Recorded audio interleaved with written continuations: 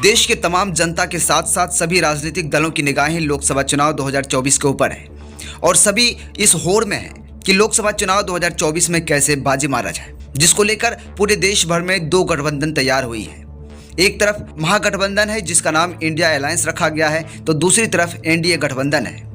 लेकिन ऐसे में अगर देखा जाए तो लोकसभा चुनाव में एआईएमआईएम भी बहुत बड़ी भूमिका निभा रहे हैं और ऐसा कयास लगाया जा रहा है कि इस बार लोकसभा चुनाव में एमआईएम भी बाजी पलट सकती है, क्योंकि वह भी एक नए गठबंधन का ऐलान करने के बारे में सोच रहे हैं और वो नए गठबंधन को बनाने को लेकर चिंतन कर रहे हैं। लेकिन ऐसे मौके पर बिहार से एक बड़ी खबर निकल कर आ रही है, जहां पर बिहार में 11 लोकसभा सीटों पर चुनाव लड़ने की घोषणा कर दी है और उन्होंने यह भी स्पष्ट किया है कि हो सकता है आने वाले समय में बातचीत चल रही है और बिहार में 11 लोकसभा सीट से ज़्यादा सीटों पर भी चुनाव लड़ सकती है, अपने प्रत्याशियों को उतार सकती है।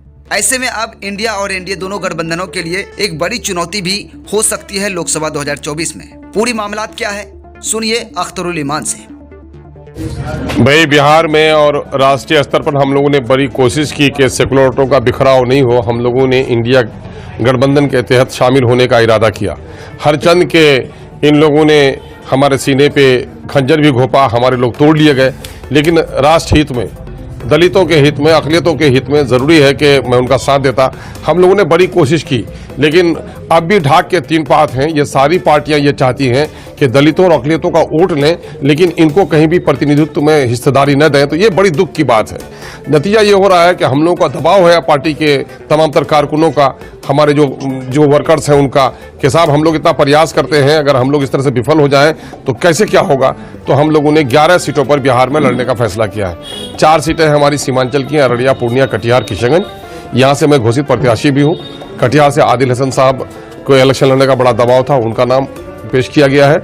और बक्सर से, काराकट से, गया से, मुजफ्फरपुर से, उजियारपुर से, दरभंगा से और भागलपुर से हम लोग इन लगभग 10-11 स्थानों पर हम लोग इलेक्शन लड़ने की पूरी तैयारी कर रहे हैं। और हम लोगों ने जो लोग वहाँ के प्रत्याशी थे उन लोगों को हम लोगों ने हैदराबाद से रब्ता करने के लिए कहा है और वहाँ के जो मुकामी संगठन है उन लोगों से हम लोगों ने राय लेना भी शुरू कर दिया है। प्रत्याशी की घोषणा कब तक कर देंगे?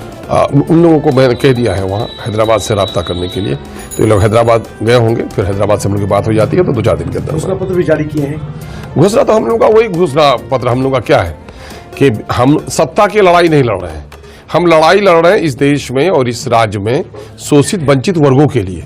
और ये बात मैं कल तक कहता था तो मेरी बात में सदाकत नजर नहीं आती थी, लेकिन नीतीश कुमार जी गलती से काम कर गए और अपने जुर्म की दास्तान लिख गए। बिहार में जाति आधारित जो गणना आया है उसने खोल कर बता दिया है कि अगली पंक्ति के लोगों को 2-2, 3-3, 4-4 गुना मुलाजिमत मिली है और दलितों और अक़लियतों को उसके वाजिब हिस्सा से वंचित कर दिया गया है।